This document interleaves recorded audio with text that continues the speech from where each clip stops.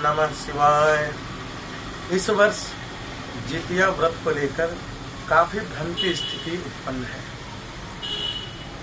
इस जितिया व्रत को लेकर जो भ्रम की स्थिति है, केवल जितिया व्रत के लिए ही नहीं, अपितु वर्ष भर में जितने भी व्रत होते हैं, जैसे मकर संक्रांति, श्री कृष्ण जन्माष्टमी, हरितालिका तीज व्रत, वट सावित्री पूजा, जब भी व्रत आता है तो भ्रम की स्थिति उत्पन्न हो जा रही है और ये धीरे धीरे सभी व्रतों के साथ ऐसा हो रहा है।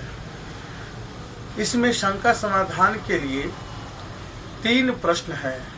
यदि 3 प्रश्न का समुचित उत्तर मिल जाए तो शंका समाधान हो जाता है।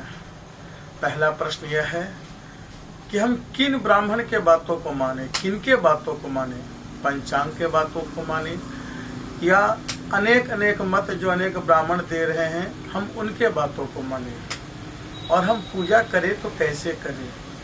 यदि हम एक ब्राह्मण के अनुसार पूजा करते हैं तो शंका रहती है कि कल मैंने पूजा नहीं किया।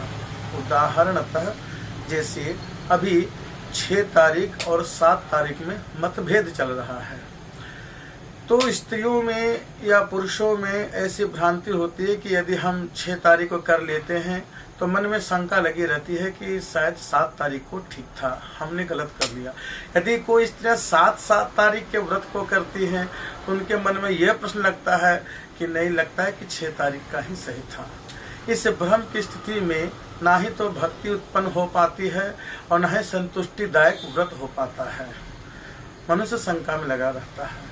तो पहला प्रश्न है किनके बातों को माने। दूसरा प्रश्न है कि व्रत कब होता है, कैसे होता है, उसकी सत्यता की जानकारी के लिए कि कैसे पता चले कब होता है। और तीसरा, जितिया व्रत कब है। तो आइए सर्वप्रथम हम पहले प्रश्न की ओर चलते हैं कि हम जितिया व्रत कैसे करें, किन ब्राह्मण के बातों को माने। जितिया व्रत आपके अपने जो कुल पुरोहित हैं, यदि अपने कुल पुरोहित नहीं हैं, आपको जिन ब्राह्मण पर पूर्ण विश्वास है या क्षेत्रीय ब्राह्मण, आपको जो ब्राह्मण लगे इन पर मुझे पूर्ण विश्वास है, आप आंख बंद करके उनके बातों को ही माने। यदि आपके कुल पुरोहित कहते कि 6 तारीख को जितिया है, आप 6 तारीख को करें। यदि कहें 7 तारीख को है तो 7 तारीख को करें।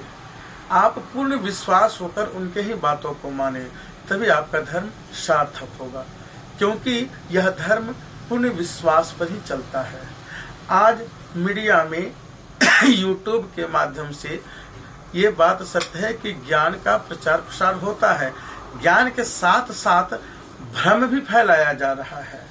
पहले जब यह मीडिया नहीं था, इंटरनेट नहीं था, तो लोग अपने ब्राह्मण के बात को, अपने पुरोहित के बात को मानकर ही पूर्ण विश्वास और आस्था पूर्वक यह व्रत किया करते थे। तो आपके लिए सबसे आसान तरीका है कि दुनिया चाहे कुछ भी कहे, आपके ब्राह्मण, आपके पुरोहित जब इसका समर्थन करे, आप आंख बंद करके उन्हीं के बातों को माने और किसी के बातों को आप न सुने, चाहे मेरी बात हो या किसी अन्य की, आप केवल अपने कुल पुरोहित की बात को ही माने। दूसरा प्रश्न आता है कि जितिया व्रत की सत्यता क्या है, कैसे हम जाने कि जितिया व्रत या अन्य कोई भी व्रत कैसे हो, कब होगा। तो इसके लिए आपको एक कदम आगे बढ़ाना होगा। जानने के लिए सर्वप्रथम आप ठाकुर प्रसाद का कैलेंडर अपने घरों में रखते हैं। साथ ही साथ आप एक प्रयास और करें कि जो ब्राह्मण पंचांग, जिसे हम पतरा कहते हैं, उस पतरा के माध्यम से जो बताते हैं उसे खरीद के आप अपने घर में अवश्य रखें और उसमें देखने का प्रयास करें। यदि समझ में नहीं आता है तो अपने ब्राह्मण से उसे जानने की विधि जान लें कि कैसे यह पर्व देखा जाता है। यदि उसमें तिथि निश्चित है, आप उसी के अनुसार ही यह व्रत करें। कभी कभी व्रत 2 दिन हो जाता है, जैसे श्री कृष्ण जन्माष्टमी या मकर संक्रांति। ऐसी स्थिति में आप ब्राह्मण आपको जिस दिन व्रत करने का सलाह दे, परामर्श दे, आप उसी दिन ही करें। सत्यता की जानकारी के लिए आप स्वयं पंचांग रखें, उसी के माध्यम से आप सत्यता की जानकारी ले सकते हैं। तीसरा प्रश्न है जितिया व्रत कब है। जितिया व्रत 6 तारीख को है, 5 तारीख को नहाए खाएं, 6 तारीख को उपवास एवं 7 तारीख को 10:21 के उपरांत जित्या व्रत की पालना है। इसका कहने का आधार यह है कि हम कैसे कहते हैं, ऋषिकेश पंचांग या नाना प्रकार के पंचांग विद्वानों द्वारा छापे जाते हैं। वे विद्वान बहुत सोच विचार कर उसमें लिखते हैं, जिसमें संदिग्ध होता है उस संदिग्ध को भी उसमें लिखा जाता है। तो आइए सबसे पहले हम देखते हैं कि पंचांग में किस तारीख को क्या जितिया लिखा गया है। यदि आपके मन में यह प्रश्न होता है कि 7 तारीख को जितिया है या 6 तारीख को जितिया है, आप उस ब्राह्मण से जाएं और कहें कि हमको एक बार उस पंचांग में लिखा हुआ दिखा दे। यदि दोनों दिन लिखा हुआ मिले तो आप बोले ऐसी स्थिति में मुझे क्या करना चाहिए। तो आइए हम सर्वप्रथम यह देखेंगे इस पंचांग के माध्यम से कि किस दिन जितिया व्रत है। हम चाहेंगे आप इस पंचांग को दिखाएं।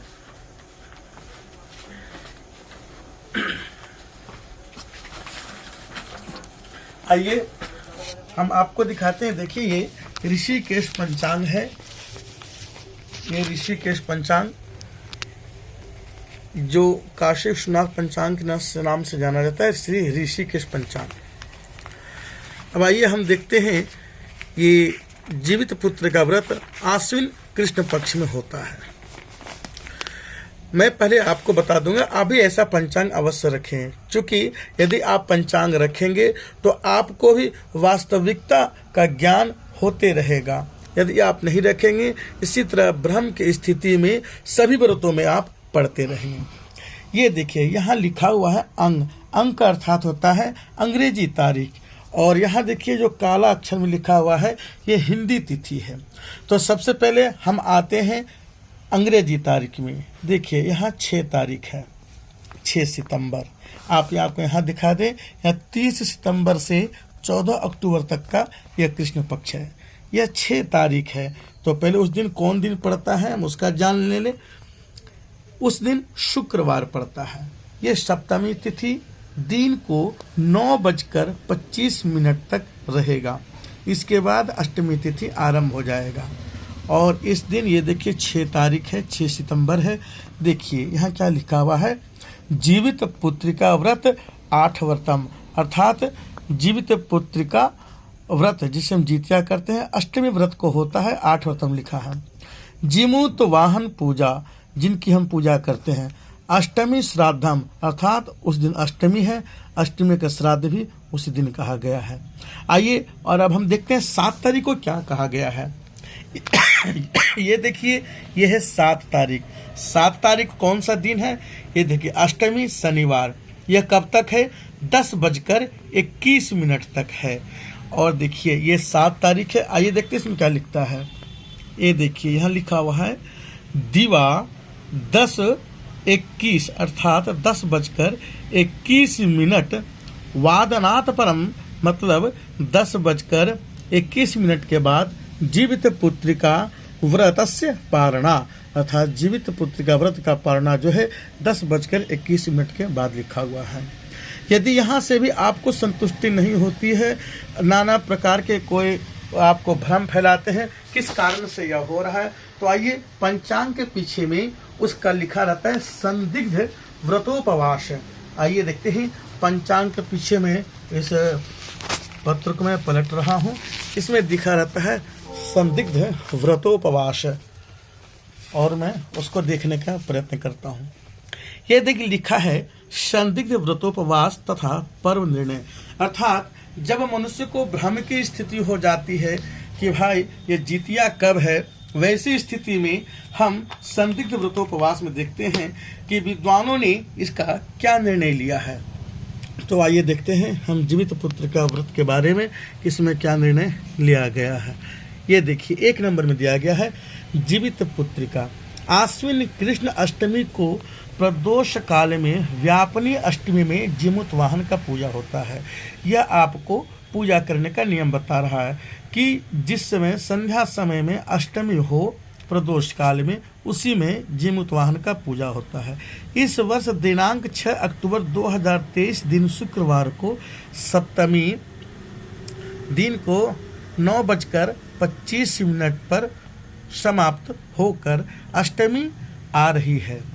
दूसरे दिन दिनांक 7 अक्टूबर 2023 को अष्टमी दिन को 10:21 पर समाप्त होती है। पूर्व दिन ही प्रदोष काल में अष्टमी मिल रही है। परवेद्युर व प्रदोष यत्र च अष्टमी तत्र पूज्य सह नारी भी। राजा जीमुत वाहन। अतः इस वचनानुसार पूर्व दिन दिनांक 6/10/2023 शुक्रवार को ही जीवित पुत्री का व्रत होगा।